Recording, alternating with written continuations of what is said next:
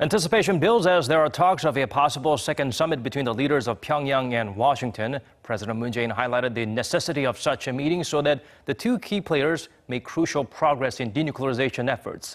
Shin Se-min has our top story. Less than a week left before President Moon Jae-in heads to Pyongyang for his third encounter with North Korean leader Kim Jong-un and a call for big moves by the regional players.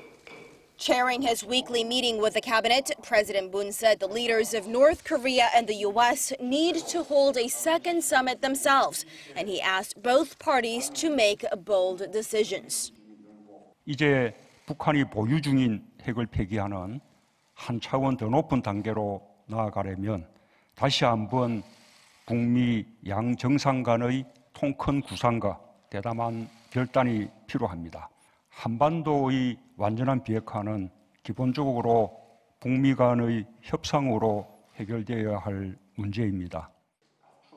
And the president said he will continue to act as a mediator between the two, a role he said both Kim Jong-un and President Trump have asked him to play. He added that Pyongyang needs to follow through on dismantling its nuclear facilities, and Washington needs to take corresponding steps. And when that happens, the two sides must put aside their deep-rooted distrust embedded between them since 70 years ago.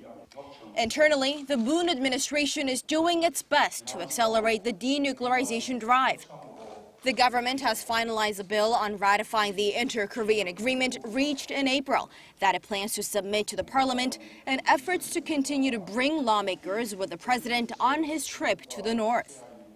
Despite lawmakers being sharply divided over the trip, the top office says it plans to bring along those who do want to go.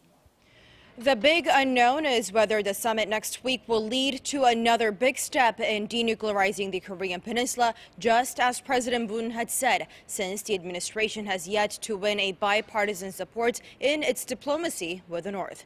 Shin Se-min, Arirang News.